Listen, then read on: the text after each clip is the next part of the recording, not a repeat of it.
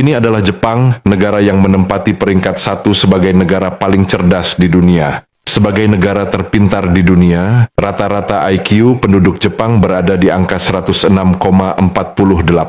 Banyak faktor yang menyebabkan mengapa sumber daya manusia di Jepang begitu berkualitas. Jepang memiliki sistem pendidikan yang sangat kompetitif dengan standar tinggi. Kurikulum Jepang menekankan pada matematika, sains, dan pengembangan keterampilan berpikir kritis sejak usia dini. Sekolah-sekolah di Jepang juga fokus pada disiplin, ketekunan, dan etos kerja yang tinggi yang membantu siswa mencapai hasil akademik yang luar biasa. Jepang dikenal sebagai salah satu pemimpin dunia dalam inovasi dan teknologi. Investasi besar dalam riset dan pengembangan membantu negara ini terus berada di garis depan ilmu pengetahuan dan teknologi yang mendorong perkembangan intelektual masyarakatnya. Pola makan yang sehat dan gaya hidup yang seimbang juga berperan dalam mendukung perkembangan kognitif. Kebiasaan memakan ikan laut, sayuran, dan makanan rendah lemak jenuh berkontribusi pada kesehatan otak yang optimal. Lalu, bagaimana dengan negara kita?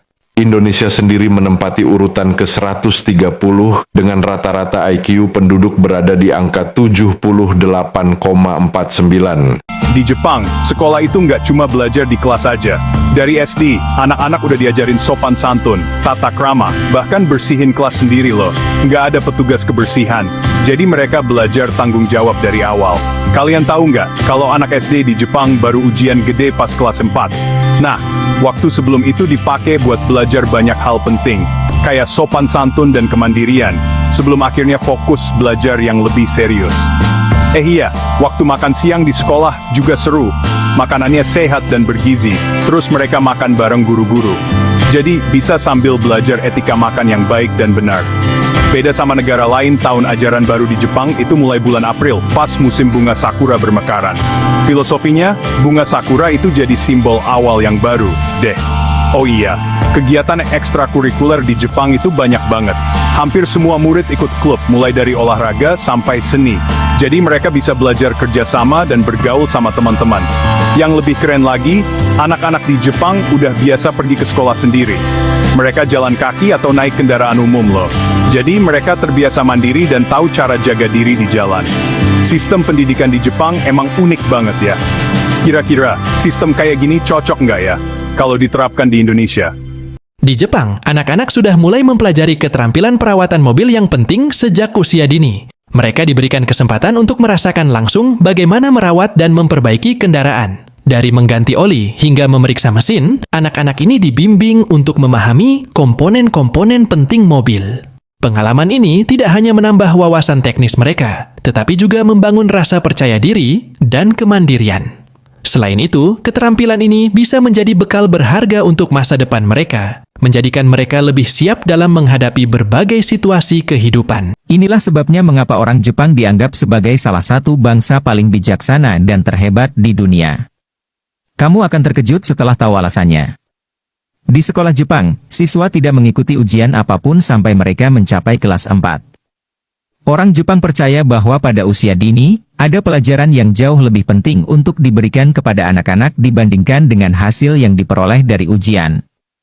Yang pertama, pengajaran perilaku yang baik dan rasa hormat terhadap semua orang, tanpa memandang status mereka. Kedua, menumbuhkan kemandirian dan sekaligus kemampuan bekerja dalam tim. Misalnya, tidak ada petugas kebersihan di sekolah. Siswa berbagi tugas dan bertanggung jawab penuh atas kebersihan sekolahnya. Ketiga, siswa belajar pentingnya menghargai dan melestarikan lingkungan hidup. Keempat, pendidikan ditempuh murni untuk memperoleh ilmu pengetahuan, bukan sekedar untuk mendapatkan nilai. Kelima, kesopanan dan ketepatan waktu sangat diutamakan. Hasilnya, minat belajar anak-anak menjadi sangat tinggi sehingga tingkat kehadirannya hampir 100%. Bagaimana menurut kamu?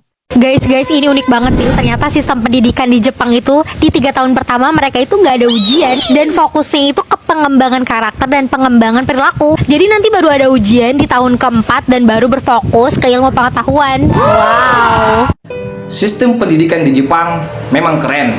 Guru di sana punya program kayak gurunya Nobita, yaitu berkunjung ke rumah siswanya. Program ini bernama Kateyomon, artinya kunjungan guru ke rumah murid-muridnya. Tentu saja, program ini untuk membicarakan tentang kemajuan anak di sekolah, bagaimana hubungan teman-temannya, pelajaran yang disukainya, serta informasi lain mengenai si anak. Selain itu, wali kelas juga ingin melihat lingkungan tumbuh muridnya di rumah. Program ini biasanya hanya berjalan 15 menit untuk setiap siswa. Tentu saja, wali kelasnya datang tepat waktu dong, sesuai dengan jadwal kunjungan yang telah dijanjikan. Biasanya ketika wali kelas tiba di rumah, lebih senang berdiskusi di depan rumah saja, ketimbang masuk ke dalam rumah. Keren kan programnya? Bagaimana dengan pengambil kebijakan di negeri kita? Akankah memasukkan sistem ini ke dalam kurikulum kita? Tega, anak TK Jepang nggak boleh ditungguin ortu sejak hari pertama. Bukan cuma nggak boleh ditungguin ortu, sejak hari pertama, anak TK Jepang nggak dibantu ganti sepatu maupun ganti baju. Ke toilet sendiri, cuci tangan sendiri, ambil makan siang, dan kembalikan wadah bekas makan ke tempat yang disediakan sendiri. Mau anaknya nangis atau bahagia-bahagia aja, ortu cuma boleh sedikit menenangkan di pagi hari, setelahnya diminta meninggalkan anak bersama guru. Padahal pas masuk anakku usia 3 tahun dan TK-nya 6 jam sehari pula. Selama di sekolah, ortu nggak dapat update apa-apa soal anak. Di awal-awal lumayan khawatir, apalagi anakku walau sudah bisa beberapa hal sendiri, kadang masih suka minta tolong ke aku atau suami. Guru TK Jepang sebisa mungkin tidak mau terlibat dalam hal-hal yang sudah mereka rencanakan di kurikulum sebagai hal yang dapat dilakukan mandiri oleh anak 3 tahun. Untuk TK biasanya bisa lepas pakai baju sendiri, makan dan bereskan sendiri, bawa tas dan peralatan olahraga sendiri, air minum sendiri, ke toilet dan cuci tangan sendiri. Ibu-ibu Indonesia yang anaknya baru masuk TK Jepang gak jarang nyeletuk, Karena di sini barang bawaan sekolahnya banyak dan kayaknya berat, tapi suruh dibawa sendiri ya. karena nggak terbiasa dengan sistem Jepang.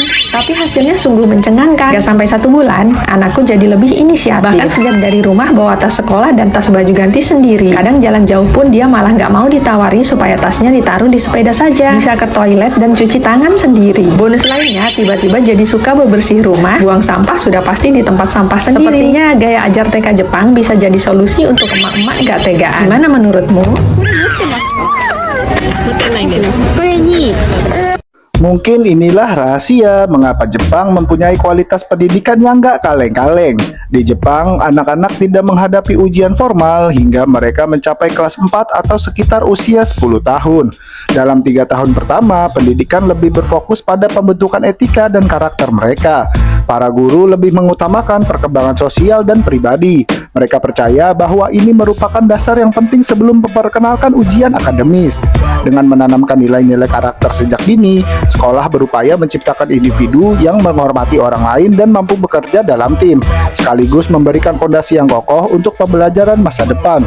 Sebagai negara maju, Jepang tentu memiliki gaya pendidikan tersendiri yang membuat para siswanya berprestasi. Umumnya sejak kecil para siswa dididik untuk berlomba-lomba untuk lulus ujian, namun tidak di sekolah Jepang. Siswa di Jepang ternyata tidak mengikuti ujian sampai mereka duduk di kelas 4 SD, atau saat mereka berusia sekitar 10 tahun.